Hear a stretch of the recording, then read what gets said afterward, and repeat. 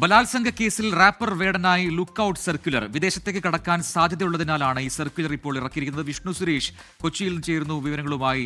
വിഷ്ണു, ഈ പീഡന പരാതിയുമായി ബന്ധപ്പെട്ട അന്വേഷണത്തിനിടയിലാണ്, അല്ലെങ്കിൽ അന്വേഷണം തുടങ്ങിയത് ആ സമയത്താണ് വേടൻ ഒളിവിലാണ് എന്ന തരത്തിലുള്ള വാർത്തകളൊക്കെ വന്നത്. ഇപ്പോൾ ഒരു സൂചനയും അന്വേഷണ സംഘത്തിന് ഇല്ല എന്നാണോ ഈ ലുക്കൌട്ട് സർക്കുലർ ഇറക്കിയതിന് പിന്നിലെ കാര്യം?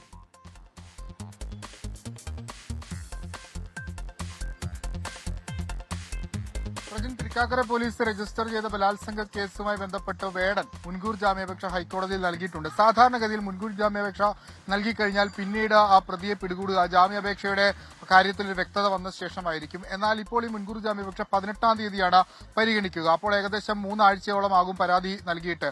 അങ്ങനെ ആ വേടൻ അങ്ങനെയാണെങ്കിൽ അതൊരു പരിഗണന രീതിയിലേക്ക് മാറാനുള്ള സാധ്യതയുണ്ട്. ആ ഒരു പശ്ചാത്തലത്തിലാണ് വേടനെ കസ്റ്റഡിയിലെടുക്കാനുള്ള നീക്കത്തിലേക്ക് തൃക്കാക്കര പോലീസ് കടന്നത്. പലയിടങ്ങളിൽ പരിശോധന നടത്തി, പക്ഷേ കണ്ടെത്താനായില്ല. വേടൻ ഒളിവിൽ എന്ന നിഗമനത്തിലേക്കാണ് പോലീസ് എത്തിയത്. വേടൻ വിദേശത്തേക്ക് കടക്കാനുള്ള ഒരു സാധ്യത തൃക്കാക്കര പോലീസ് മുൻപിൽ കാണുന്നുണ്ട്. പ്രത്യേകിച്ച് വിദേശത്ത് പരിപാടികളടക്കമുള്ള സാഹചര്യത്തിൽ അങ്ങോട്ടേക്ക് പോകുമെന്നാണ് വിലയിരുത്തൽ. അതുകൊണ്ടാണ് ഒരു മുഴം മുമ്പേ ഇപ്പോൾ പോലീസ് ചിന്തിക്കുന്നത്. ആ പശ്ചാത്തലത്തിലാണ് വിമാനത്താവളങ്ങളിൽ സർക്കുലർ, അതായത് ലുക്കൌട്ട് സർക്കുലർ കൈമാറിയിട്ടുള്ളത്.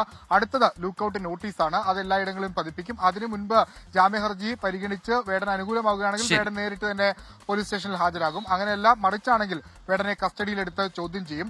ഒപ്പം വേടൻ നൽകിയ പരാതിയിൽ സമാന്തരമായി പരാതിക്കാരിയുടെ സുഹൃത്തുക്കളുടെ മൊഴിയും വേടന്റെ സുഹൃത്തുക്കളുടെ മൊഴിയും ഒക്കെ രേഖപ്പെടുത്തി വരികയാണ്. വിഷ്ണു സുരേഷാണ് കൊച്ചിയിൽ നിന്ന് വിശദാംശങ്ങൾ നൽകിയത്.